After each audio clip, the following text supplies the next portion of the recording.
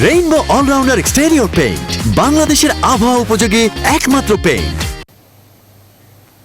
সকালের সংবাদে স্বাগত, সাথে আছে আমি আফসার উদ্দিন। দেখছিলেন সংবাদ শিরোনাম, এবার বিস্তারিত। প্রধানমন্ত্রী শেখ হাসিনা বলেছেন, বিএনপি জামাত জোট সরকারের সরাসরি পৃষ্ঠপোষকতায় 21 আগস্ট গ্রেনেড হামলা হয়, যার পরিকল্পনা করেছিলেন খালেদা জিয়া ও তারেক রহমান। আর এ কারণেই হামলার পর সব আলামত নষ্ট করে দেয় আইনশৃঙ্খলা বাহিনী। ভয়াল 21 আগস্ট উপলক্ষে আয়োজিত আলোচনা সভায় অংশ নিয়ে এসব কথা বলেন প্রধানমন্ত্রী। শাহ আলী জয়ের রিপোর্ট। 2004 সালে দলের কেন্দ্রীয় কার্যালয়ের সামনে গ্রেনেড হামলায় নিহতদের প্রতি শ্রদ্ধা জানাতে আওয়ামী লীগের এই আয়োজন। সকালে প্রধানমন্ত্রী ও দলীয় সভাপতির পক্ষে নিহতদের প্রতি শ্রদ্ধা জানান আওয়ামী লীগের কেন্দ্রীয় নেতারা। এরপর একে একে শ্রদ্ধা জানায় দলের সহযোগী সংগঠনের নেতাকর্মীরা। এ সময় কেন্দ্রীয় কার্যালয়ে স্মরণ সভার আয়োজন করে আওয়ামী লীগ। ভার্চুয়াল প্ল্যাটফর্মে এতে যুক্ত হন দলীয় প্রধান শেখ হাসিনা। প্রধানমন্ত্রী বলেন, এই হামলার মূল লক্ষ্য ছিল স্বাধীনতা আর সার্বভৌমত্বকে ভুলুণ্ঠিত করা। বিএনপি সরকার যদি এর সঙ্গে জড়িত নাই থাকবে, তাহলে তারা আলামতগুলি কেন নষ্ট করবে? ওই গ্রেনেড হামলার পরে তারা সিটি কর্পোরেশনে তখন মেয়র সাদেক হোসেন খোকা তার লোকজন নিয়ে এসে পুরো এলাকা তারা ধুয়ে ফেলে। আর যে গ্রেনেডটা ওখানে পাওয়া গিয়েছিল, সেই গ্রেনেডটা একজন সেনা অফিসার এটাকে আলামত হিসেবে রাখতে চেয়েছিল বলে খালেদা জিয়া তাকে চাকরিচ্যুত করেছিল। প্রধানমন্ত্রী বলেন, তাকে হত্যা করা হবে এমন ইঙ্গিত তৎকালীন প্রধানমন্ত্রী প্রায়শই দিতেন। এক একটা ঘটনা ঘটাবার আগে খালেদা জিয়া যে বক্তৃতাগুলি দিয়েছে, যেমন কোটালীপাড়া বোমা পুঁতে রাখা হয়েছে, তা আগে বলেছিল যে আওয়ামী লীগ 100 বছরের ক্ষমতা আসতে পারবে না।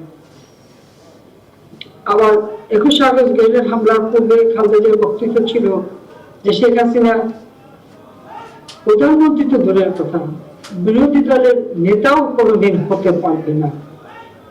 এই ভবিষ্যৎবাণী খালেদা কিভাবে দিয়েছিল?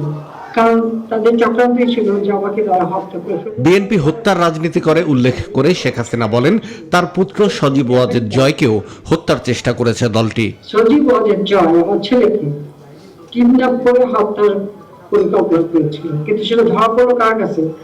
আমেরিকার যে সংস্থা FBI, তাদেরই তদন্তে এটা বের হয় এবং তারাই যখন এটা তদন্ত করে এবং সেখানে বিএনপির যে নেতা দোষী সাব্যস্ত হয় এবং সাজাপ্রাপ্ত হয়।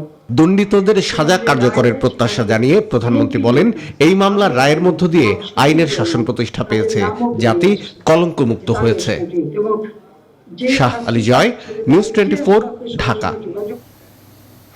21 আগস্ট হামলা প্রসঙ্গে বিএনপির সিনিয়র যুগ্ম মহাসচিব রুহুল কবির রিজভী বলেছেন, এতে বিএনপি ও তারেক রহমানকে জড়ানোর মাস্টার প্ল্যান ছিল।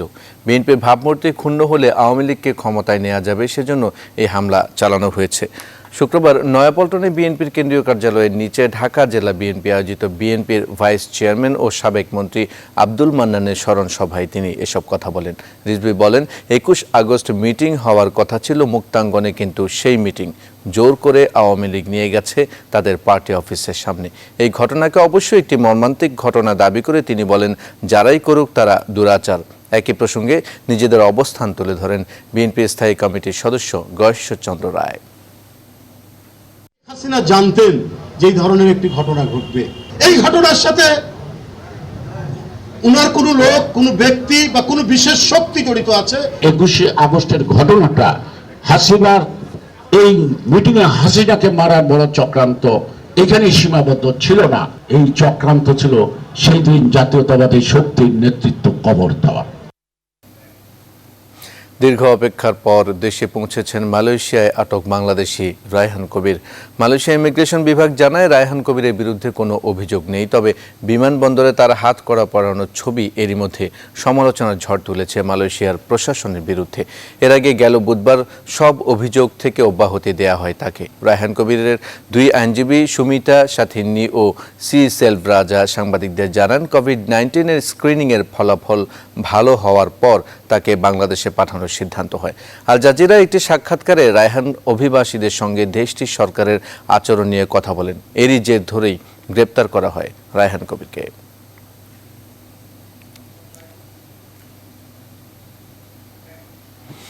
এদিকে মালয়েশিয়া থেকে ছেলে দেশে ফিরে আসার খবরে উচ্ছ্বাস প্রকাশ করেছেন রায়হান কবিরের বাবা মোহাম্মদ শাহ আলম ও মা রাশিদা বেগম। নিউজ 24-কে দেয়া এক সাক্ষাৎকারে তারা প্রধানমন্ত্রী শেখ হাসিনাকেও ধন্যবাদ জানান। দেশের প্রবাসীদের জন্য বলছে, সবার কণ্ঠে কথা বলছে। এখন তো সবাই এই কারণে তো সবাই আমরা মানে বাংলাদেশের সবাই এর পক্ষে, পৃথিবী মানে অনেক দেশে ওর পক্ষে আছে। সত্যের জয় হবে, এটা প্রমাণ হলো। আমাদের প্রধানমন্ত্রী শেখ হাসিনার কাছে আমার অনেক শুকরিয়া, অনেক খুশি আমি। কিন্তু যাবো আমার সত্যের কারণে আমার ছেলে যে এতদিন ভাগ্য ছিল, এতদিন সে হাজত খাটছে, এটা ভাগ্য ছিল তাই খাটছে, কিন্তু সত্যের জন্য যেন আমার ছেলে আজকে কষ্ট করলো এতদিন, এটি আমার কষ্ট আর কিছু না। অনিয়মই যেন নিয়ম গণপরিবহনে। চলমান করোনা সংক্রমণ পরিস্থিতিতে স্বাস্থ্যবিধির তোয়াক্কা নেই, আছে বাড়তি ভাড়া আদায়ের প্রতিযোগিতা।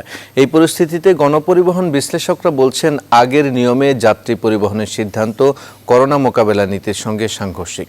তারপরও যাত্রীর স্বার্থের চেয়ে মালিকের স্বার্থ দেখার অশুভ প্রতিযোগিতা আর নিয়ন্ত্রক সংস্থার উদাসীনতা এই খাতের নৈরাজ্য আরও বাড়াচ্ছে।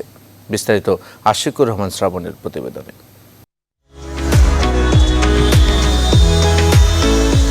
রাজধানীর সায়েদাবাদ থেকে একটি লোকাল বাসে যাত্রীর পরিচয়। কদিন আগেও বাসে ওঠার সময় জীবাণুনাশক মিলত, এখন তার দেখা নেই। এক সিট এক যাত্রী নীতিও অনুপস্থিত। দাঁড়িয়েও যাত্রী পরিবহন চলছে, কিন্তু ভাড়া আদায়ের সময় অতিরিক্ত 60% পুরোটা আদায়ের তৎপর তারা। যাত্রীর বেশ ছেড়ে সাংবাদিক হিসেবে গণপরিবহনে অব্যবস্থাপনা সবখানে। একদম পুরনো চেহারা, সিটে দুজন দাঁড়িয়েও আছে, কিন্তু ভাড়া উঠছে দ্বিগুণ। স্বাস্থ্যবিধি মানা হচ্ছে না। আমি উঠছিলাম তো ভাবছিলাম আমার সিট আছে, কিন্তু এখন দেখি নাই। একটু সাবান পর্যন্ত দেয় না, ট্রেনে স্যানিটাইজার করতে কি আসবে, ভাড়া 60% বেশি নিচ্ছে, এটা আবার ঠিক আছে? প্রতারণাই তো, প্রতারণা না, এভাবে কি বসা ঠিক? এখন এটা কেন করেন বলেন, এটা কেন করেন বলেন? ঠিক আছে, আমি মানছি, আপনি ভাড়াও বেশি নেবেন, তাহলে কোন শাস্তি ভাড়া কম নেন? ঠিক আছে। এই অবস্থায় 1 সেপ্টেম্বর থেকে পুরনো ভাড়ায় আগের নিয়মে ফেরার সম্ভাবনা তৈরি হয়েছে। কোভিড-19 জাতীয় পরামর্শ কমিটির সভাপতি বলছেন, গণপরিবহনের স্বাস্থ্যবিধি মানা নিয়ে তারা শঙ্কিত। স্বাস্থ্যবিধি কঠোরভাবে মেনে না চলা হয় তাহলে আমরা যেটুকু অর্জন করেছি সেটা ব্যাহত হতে পারে, আবার করোনা সংক্রমণের হার বেড়েও যেতে পারে। জনস্বাস্থ্য বিষয়ক যে পরামর্শ, সেটার সাথে সাংঘর্ষিক কোনো পদক্ষেপ যেন না আনা হয়।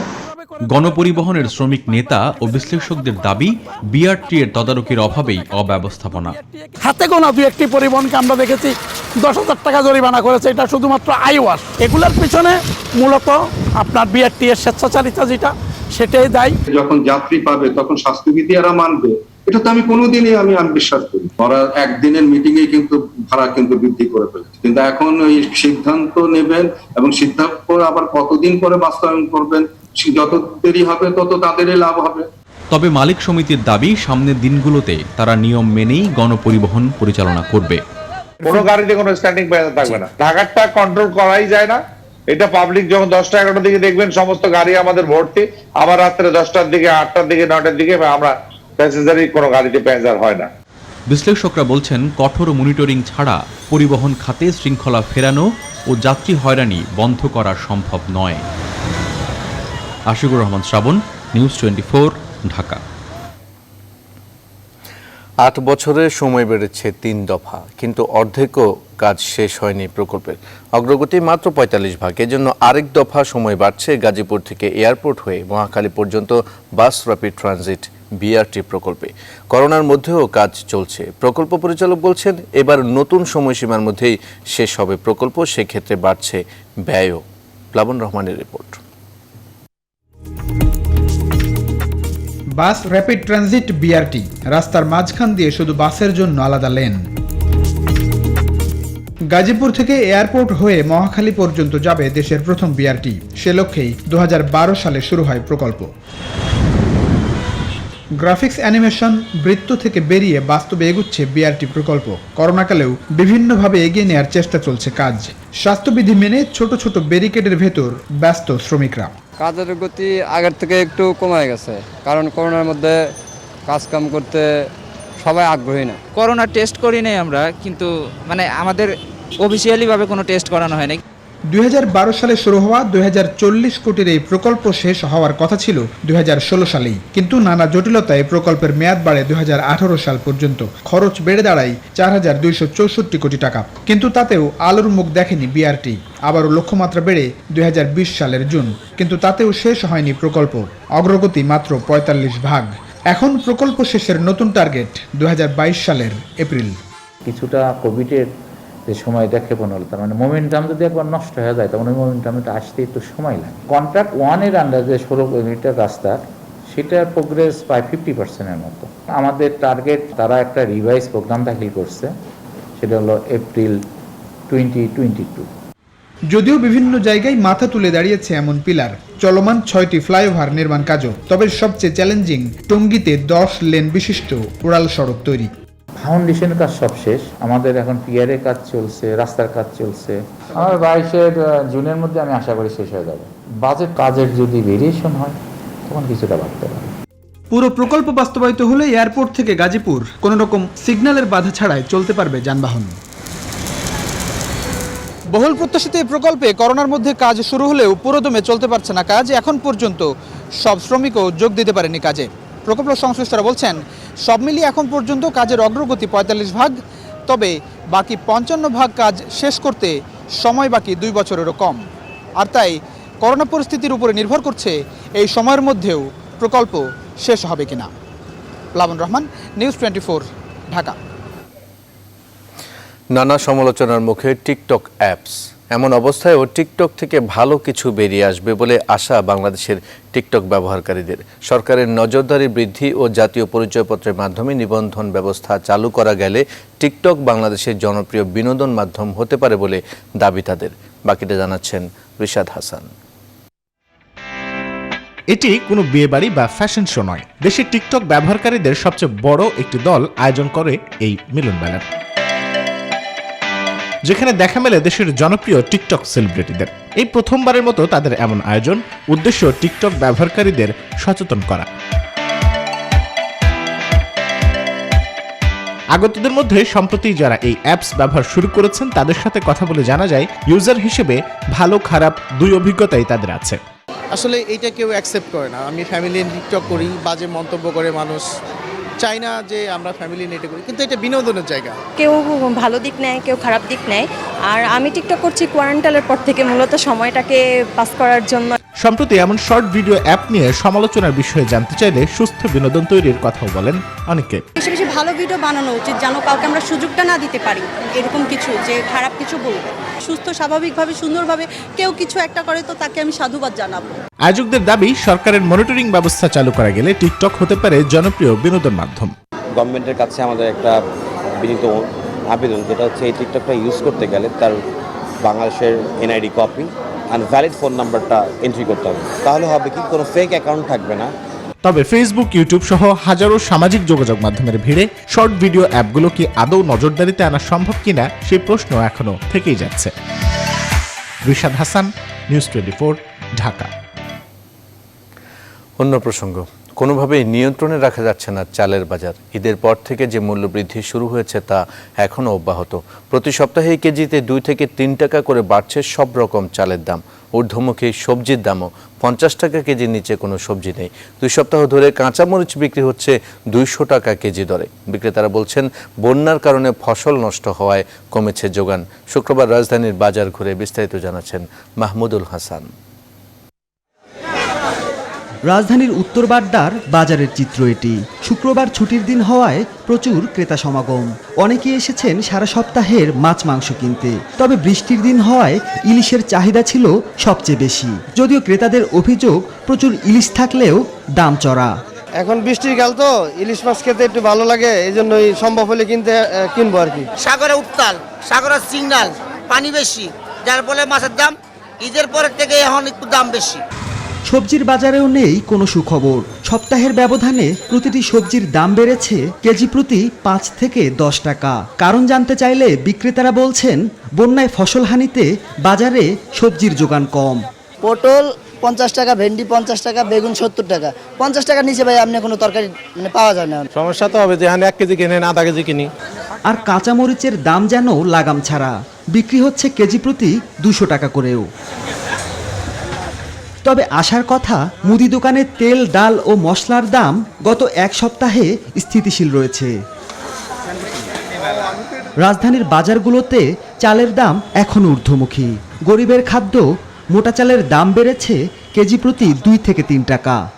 28 চাল আগে ছিল যে 45 টাকা, এখন হচ্ছে 46 টাকা। আগে আমরা 52 টাকা করে চাল কিনছি, এখন দেখা যাচ্ছে যে চালটা 54-55 টাকার কমে পাওয়া যাচ্ছে না। মিলাররা যেভাবে দাম ধরে দেয় সেই হিসেবে আমরা এখানে বিক্রি করি সামান্য লাভ রেখে। চাউলটা হলো আমাদের মেইন, এটা একটু কমেরই দরকার। এদিকে ইনকাম নাই আমাদের, লকডাউনের কারণে তো 4-5 মাস আমরা বসা।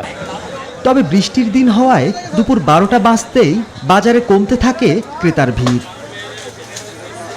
মাহমুদুল হাসান, নিউজ 24, ঢাকা। উত্তরের বন্যা পরিস্থিতির কিছুটা উন্নতি হলেও দক্ষিণের বন্যা পরিস্থিতির অবনতি হয়েছে। যমুনার পানি স্থিতিশীল থাকলেও অব্যাহতভাবে বাড়ছে পদ্মার পানি। এতে নতুন নতুন এলাকা প্লাবিত হচ্ছে। ফরিদপুর ও রাজবাড়ীতে 24 ঘন্টা পদ্মার পানি 4 সেন্টিমিটার বেড়ে বিপদসীমার 29 সেন্টিমিটার উপর দিয়ে প্রবাহিত হচ্ছে। পদ্মার পানি বৃদ্ধির ফলে রাজবাড়ীর পাংশা, কালুখালী, সদর ও গোয়ালন্দ উপজেলার বিভিন্ন এলাকা প্লাবিত হয়েছে। ঘর বাড়িতে পানি ওঠায় পরিবার পরিজন নিয়ে উঁচু বাঁধে ও সড়কে আশ্রয় নিয়েছেন অনেকে। খুলনার পাইকগাছা ও কয়রা উপজেলার বেড়িবাঁধ মেরামত না করায় এখনও তলিয়ে আছে বসতবাড়ি, ক্ষেতের ফসল সহ শতাধিক মৎস্য ঘের। ঝালকাঠির বিষখালী, সুগন্ধা ও গাবখান নদীর জোয়ারের পানি স্বাভাবিকের চেয়ে 3-4 ফুট বৃদ্ধি ও বিরামহীন বর্ষণের কারণে 3 দিন যাবৎ নিম্নাঞ্চলে হাজার হাজার বাড়িঘর প্লাবিত হয়েছে। বরিশাল বিভাগের 15টি স্থানে নদ নদীর পানি বিপদসীমা অতিক্রম করছে। তলিয়ে গেছে ঘরবাড়ি, ব্যবসা প্রতিষ্ঠান, রাস্তাঘাট। মানিকগঞ্জের সাটুরিয়া বন্যার্তদের মাঝে ত্রাণ দিয়েছে দেশের অন্যতম শিল্প প্রতিষ্ঠান বসুন্ধরা গ্রুপ। শুক্রবার সাটুরিয়া উপজেলার বড়াইদ ও তিল্লি ইউনিয়নের বন্যায় ক্ষতিগ্রস্ত অসহায় পরিবারের মাঝে এই ত্রাণ দেওয়া হয়। সামাজিক দূরত্ব বজায় রেখে প্রতিটি পরিবারকে ত্রাণ হিসেবে চাল, আটা, ডাল সহ নিত্য প্রয়োজনীয় পণ্য দেওয়া হয়। এ সময় উপস্থিত ছিলেন জেলা প্রশাসক SM ফেরদৌস, সাটুরিয়া উপজেলা নির্বাহী কর্মকর্তা আশরাফুল আলম, বসুন্ধরা গ্রুপের প্রধান উপদেষ্টা মাহবুব মোর্শেদ হাসান, রুনু সহ বিশিষ্টজনরা। সকালের সংবাদে নিচ্ছি বিরতি, সঙ্গেই থাকুন। বিরতির পর আবারও স্বাগত সকালের সংবাদে। গেল 24 ঘন্টায় দেশে করোনায় আরও 39 জনের মৃত্যু হয়েছে। এ নিয়ে মোট মৃতের সংখ্যা দাঁড়ালো 3861 জনে। নতুন করে আরও 2401 জনের দেহে করোনা ভাইরাস শনাক্ত হয়েছে। এ নিয়ে দেশে মোট শনাক্তের সংখ্যা 2,90,360 জন। শুক্রবার দুপুরে করোনা ভাইরাসের বিষয়ে স্বাস্থ্য অধিদপ্তরের প্রেস বিজ্ঞপ্তিতে এই তথ্য জানানো হয়। প্রেস বিজ্ঞপ্তিতে আরও জানানো হয়, এ সময়ের মধ্যে সুস্থ হয়েছেন আরও 3,624 জন। এ নিয়ে মোট সুস্থ হয়েছেন 1,73,615 জন।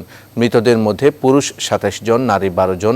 এখন পর্যন্ত শনাক্তের হার 20.44%। শনাক্ত বিবেচনায় সুস্থতার হার 59.45% এবং মৃত্যুর হার 1.33%। বিশ্বের বিভিন্ন দেশে লকডাউন ও জীবনযাত্রায় স্বাভাবিকত্ব ফিরে এলেও করোনা ভাইরাসের মৃত্যুর হার এখনও কমেনি। প্রতিদিনই গড়ে মারা যাচ্ছে 5,000-এর বেশি মানুষ।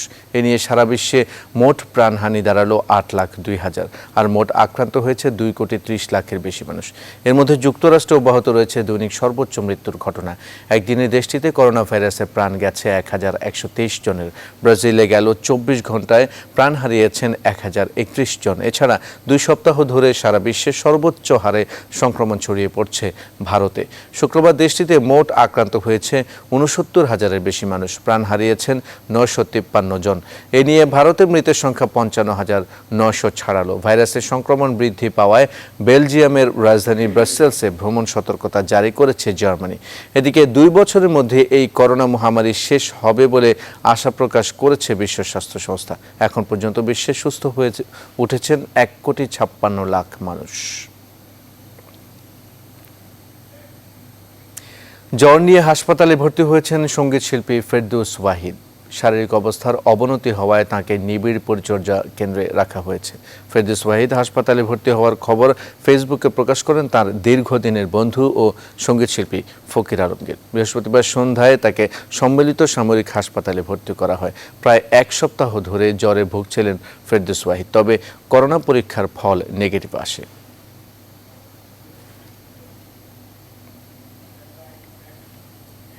এবার অর্থ ও বাণিজ্য সংবাদ।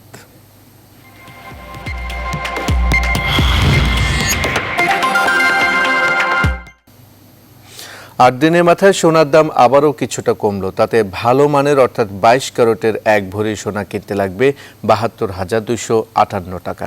এর আগে ভরি ছিল 73,716 টাকা, ফলে ভরিতে দাম কমলো 1,458 টাকা। নতুন দর শুক্রবার থেকে কার্যকর হয়েছে। সবশেষ গেল 13 আগস্ট সোনার দাম ভরিতে 3,500 টাকা কমিয়েছিল সমিতি। তার আগে 6 আগস্ট সোনার দাম বেড়ে 77,216 টাকা ভরি হয়, যা দেশের ইতিহাসে সর্বোচ্চ।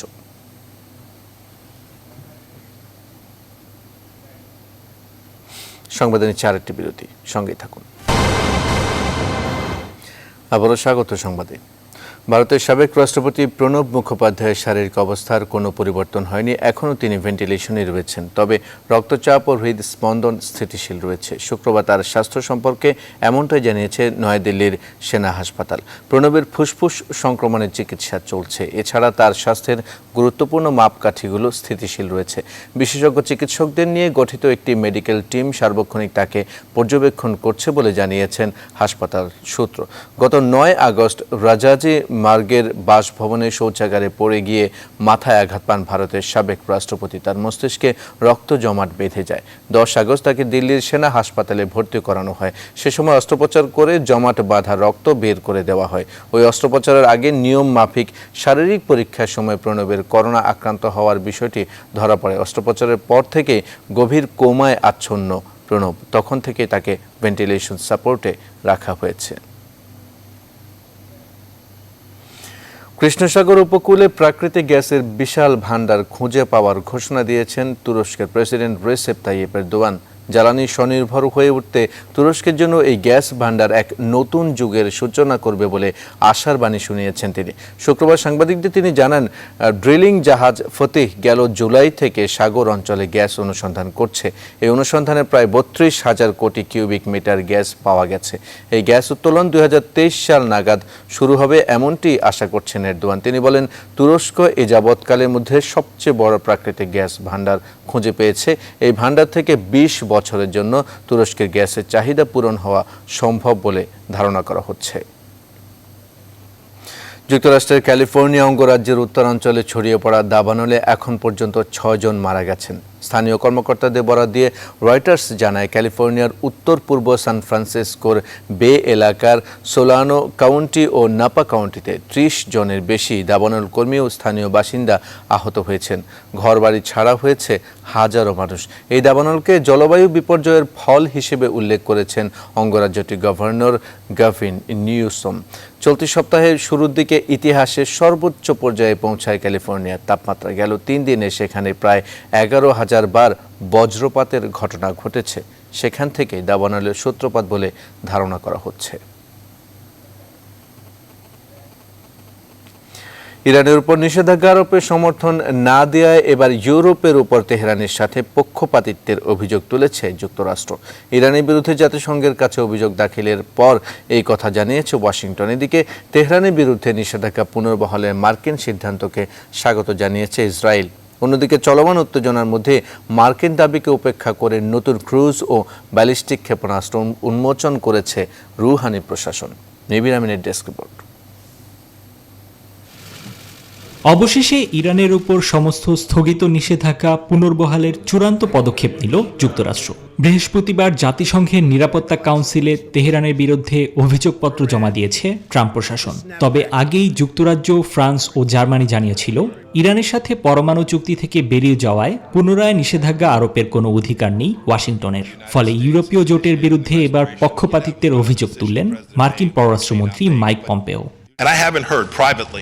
যুক্তরাষ্ট্র ছাড়া কোনো দেশেরই একটি সমাধানে আসার জন্য দণ্ডাদেশ দেওয়ার সাহস নেই। ইউরোপীয় দেশগুলো আয়াতুল্লাহ খামেনিকে ভিত্তিহীনভাবে সমর্থন দিচ্ছে। The Iranian regime has conducted terrorist operations across. তেহরানের উপর মার্কিন নিষেধাজ্ঞা পুনর্বহালের সিদ্ধান্তে স্বাগত জানিয়েছেন ইসরায়েলি প্রধানমন্ত্রী বেনিয়ামিন নেতানিয়াহু। তবে ইরান বিরোধী পদক্ষেপ নিলে আবারও যুক্তরাষ্ট্র অপমানিত হবে বলে মন্তব্য করেছেন জাতিসংঘে নিযুক্ত ইরানের রাষ্ট্রদূত মাজিদ তাকদের রাভানজি। মার্কিনী এ সিদ্ধান্ত পরিষ্কারভাবে রাজনৈতিক হুমকির উদাহরণ বলেও জানান তিনি। This time, the US intends to apply. এদিকে ক্ষেপণাস্ত্র না তৈরির মার্কিন দাবিকে উপেক্ষা করেই নতুন একটি ব্যালিস্টিক ও ক্রুজ মিসাইল প্রদর্শন করেছে ইরান, যার নামকরণ হয়েছে মার্কিন হামলায় নিহত ইরানি জেনারেল কাশেম সোলাইমানির নামে। তবে এ ক্ষেপণাস্ত্র প্রতিরক্ষার জন্য, আক্রমণের জন্য নয় বলে জানিয়েছেন ইরানি প্রেসিডেন্ট হাসান রুহানি। নিবির আমিন, নিউজ 24। মার্কিন প্রেসিডেন্সিয়াল নির্বাচনে ডেমোক্র্যাট দলের মনোনয়ন গ্রহণ করেছেন জো বাইডেন। ডেমোক্র্যাট দলের কনভেনশনের শেষ দিনে জো বাইডেন মহামারীতে বিপর্যস্ত যুক্তরাষ্ট্রের অর্থনীতিকে আবারও সকলে মিলে পুনরুদ্ধারের প্রতিশ্রুতি জানান। এছাড়া প্রেসিডেন্ট প্রার্থিতা দৌড়ে থাকা সাবেক প্রতিদ্বন্দ্বীরাও জো বাইডেনকে তাদের পূর্ণ সমর্থন জানিয়েছেন। অন্যদিকে প্রেসিডেন্ট ট্রাম্প এক সাক্ষাৎকারে মন্তব্য করেছেন, বাইডেনের অনিরাপদ নীতিকে শহরের বাইরে থাকা নারীরা কখনোই সমর্থন দেবে না। নাহিদ জিহানের ডেস্ক রিপোর্ট। নভেম্বরে আসন্ন মার্কিন নির্বাচনে প্রতিদ্বন্দ্বিতা করতে ডেমোক্র্যাট দলের পক্ষ থেকে সর্বসম্মতভাবে মনোনয়ন গ্রহণ করেছেন জো বাইডেন। বৃহস্পতিবার ডেমোক্র্যাট দলের জাতীয় সম্মেলনে জো বাইডেন দীর্ঘ বক্তৃতায় মহামারী মোকাবেলা ও অর্থনীতিকে চাঙ্গা করার প্রতিশ্রুতি দেন। আপনারা আমাকে প্রেসিডেন্ট নির্বাচিত করলে প্রতিশ্রুতি দিচ্ছি, আমি আলোর সহযাত্রী হব, অন্ধকারের নয়। মহামারী মোকাবেলায় আমরা সবাই একত্রিত হয়ে তা পুনরুদ্ধার করব। কিন্তু ডোনাল্ড ট্রাম্প আবারও 4 বছর মেয়াদে নির্বাচিত হলে ভয় ও ঘৃণাই দেখিয়ে যাবেন। প্রেসিডেন্ট প্রার্থিতা দৌড়ে থাকা জো বাইডেনের সাবেক প্রতিদ্বন্দ্বীরাও তাকে পূর্ণ সমর্থন জানিয়েছেন। পিট বুটিগেগ, বার্নি স্যান্ডার্স, এমি ক্লবুচার ও এলিজাবেথ ওয়ারেনও বাইডেন ও তার সতীর্থ কামালা হ্যারিসের প্রতি নিজেদের নির্ভরতার কথা জানিয়েছেন। রাজনৈতিক নেতারা ছাড়াও অনেক তারকা অভিনয় শিল্পী ও খেলোয়াড়রাও তাদের সমর্থন জানিয়েছেন জো বাইডেনের প্রতি। বৃহস্পতিবার অনলাইন ও অফলাইনে থাকা সমর্থকদের বিপুল করতালি ও আতশবাজির মধ্য দিয়ে শেষ হয় 4 দিনব্যাপী ডেমোক্র্যাট দলের ন্যাশনাল কনভেনশন। অন্যদিকে প্রেসিডেন্ট ডোনাল্ড ট্রাম্প বৃহস্পতিবার ফক্স নিউজকে দেয়া এক সাক্ষাৎকারে জো বাইডেনের আইন শৃঙ্খলা বজায় রাখার যোগ্যতা নিয়ে প্রশ্ন তোলেন। ভাইস প্রেসিডেন্ট হিসেবে ভারতীয় বংশোদ্ভূত কামালা হ্যারিসের মনোনয়ন নিশ্চিতের পর প্রেসিডেন্ট ট্রাম্প মন্তব্য করেন, শহরের বাইরে থাকা নারীরা জো বাইডেনের অনিরাপদ নীতিকে সমর্থন জানাবে না। নাহিদ জিহান, নিউজ 24। সকালের সংবাদে নিচ্ছে আবারও বিরতি, সঙ্গেই থাকুন।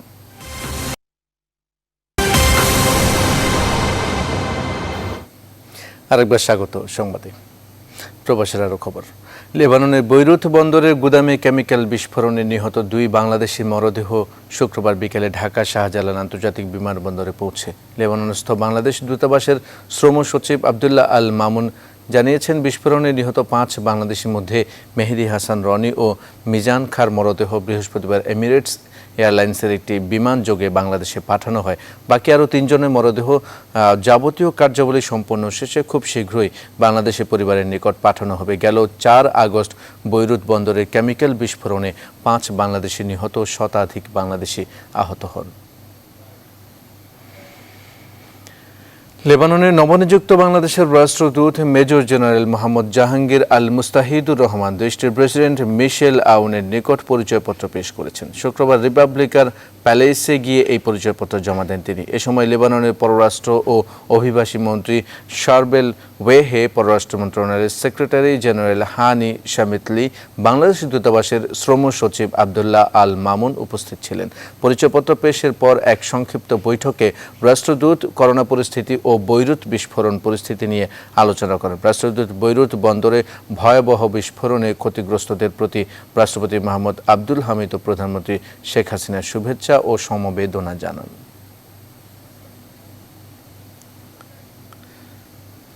মাল্টা আওয়ামী লীগের উদ্যোগে জাতীয় শোক দিবস ও 21 আগস্ট গ্রেনেড হামলা দিবস পালন করা হয়েছে। স্থানীয় অভিজাত হোটেলে কনফারেন্স রুমে দোয়া ও আলোচনা সভায় সভাপতিত্ব করেন মাল্টা আওয়ামী লীগের সভাপতি মশিয়ার রহমান। সভা পরিচালনা করেন মাল্টা আওয়ামী লীগের যুগ্ম সাধারণ সম্পাদক নাজমুল হক ও প্রচার সম্পাদক সাইফুল ইসলাম।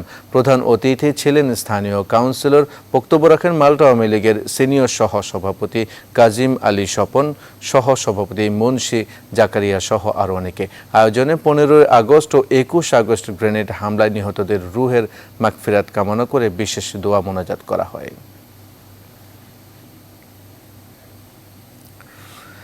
যথাযোগ্য মর্যাদায় জাতীয় শোক দিবস পালন করেছে বঙ্গবন্ধু পরিষদ ভিয়েনা। এই উপলক্ষে রাজধানী ভিয়েনায় স্থানীয় একটি হলরুমে আলোচনা সভার আয়োজন করা হয়। বঙ্গবন্ধু পরিষদ ভিয়েনার সাধারণ সম্পাদক বিকাশ ঘোষের সঞ্চালনায় এবং সভাপতি রবিন মোহাম্মদ আলীর সভাপতিত্বে আলোচনা সভায় প্রধান অতিথি হিসেবে উপস্থিত ছিলেন বাংলাদেশ দূতাবাসের সাবেক অনারারি কনসাল আর্নস্ট গ্রাফ। বিশেষ অতিথি ছিলেন অস্ট্রিয়া ইন্টারন্যাশনাল কালচারাল অ্যাসোসিয়েশনের প্রেসিডেন্ট ইভা জামান। আলোচনা শেষে জাতির জনক বঙ্গবন্ধু শেখ মুজিবুর রহমান এবং তার পরিবারে নিহত শহীদদের আত্মার মাগফিরাত কামনা করে দোয়া করা হয়।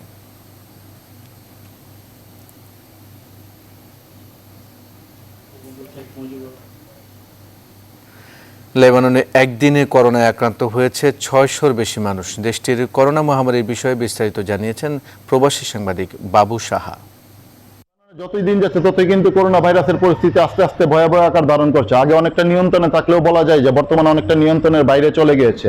যে সর্বশেষ যে তথ্য সেটি হলো যে আজকে এখানে নতুন করে 605 জন আক্রান্ত হয়েছে এবং সর্বমোট আক্রান্তের সংখ্যা দাঁড়িয়েছে প্রায় 11,000। এখন পর্যন্ত 113 জন মৃত্যুবরণ করলো। কোনো বাংলাদেশে এখন পর্যন্ত কিন্তু কোনো মৃত্যুবরণ করে নাই।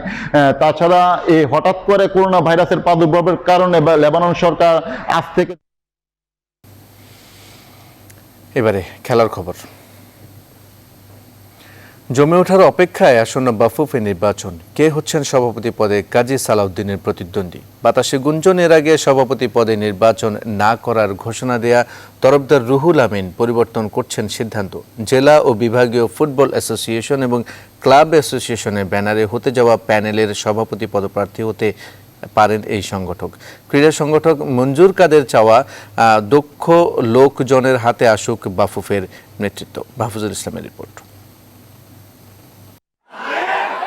এমন উল্লাস আনন্দ প্রকাশের কারণ কি হতে পারে? হঠাৎ যে কেউ দেখে ভেবে বসতে পারেন এটি জাতীয় নির্বাচনের ফলাফল ঘোষণার পর বিজয়ী প্রার্থীদের উল্লাসের দৃশ্য। 2016 সালের বাফুফে নির্বাচনে কাজী সালাউদ্দিন প্যানেল জয়ী হওয়ার পরের দৃশ্য এটি। সাধারণ ফুটবল প্রেমীদের মনে প্রশ্ন জাগতেই পারে, সেই নির্বাচনে জয়ী প্যানেলের পরবর্তী 4 বছরের খতিয়ান কি? সবসময়ই ফুটবল ফেডারেশনের নির্বাচন এলে ব্যস্ততা বাড়ে সংশ্লিষ্টদের। ভোটের হিসেব নিকেশে ব্যস্ত হয়ে পড়েন সম্ভাব্য প্রার্থীরা। নিজেদের দাম বাড়াতে টেবিল গেমে জড়িয়ে পড়েন কোনো কাউন্সিলর। এত কিছুর ভিড়ে কি মাঠের খেলাটা হয়ে পড়ে গুরুত্বহীন? ফুটবলটা যেভাবে চলছে, I am not liking the way football federation is going on. আমি একজন ক্রিকেট বোর্ডের ডাইরেক্টর হিসেবে ইউসি দ্য ক্রিকেটটা কত সুন্দরভাবে চলছে, কত প্ল্যান মাফিক চলছে, সুন্দরভাবে চলছে। করোনা ভাইরাসের মধ্যেও কিন্তু ওদের প্র্যাকটিস, শ্রীলঙ্কার ট্যুর সবকিছু হচ্ছে। ফুটবলটা কিন্তু সেইভাবে হচ্ছে না। বাফুফের চেয়ারটায় কাজী সালাউদ্দিন আছেন 12 বছর ধরে। গেল নির্বাচনে শক্ত প্রতিদ্বন্দ্বী না থাকলেও এবারে সহজে পার পাচ্ছেন না বাফুফে বস ও তার প্যানেল। ইতিমধ্যেই জেলা ও বিভাগীয় ফুটবল অ্যাসোসিয়েশন ও ক্লাব অ্যাসোসিয়েশনের পক্ষ থেকে এসেছে এমন বার্তা। গুঞ্জন আছে বাফুফের সভাপতি পদে নির্বাচনী লড়াইয়ে আবারও ফিরতে পারেন তরফদার রুহুল আমিন। এমনটা হলে জমে ওঠার অপেক্ষায় বাফুফের নির্বাচনী লড়াই।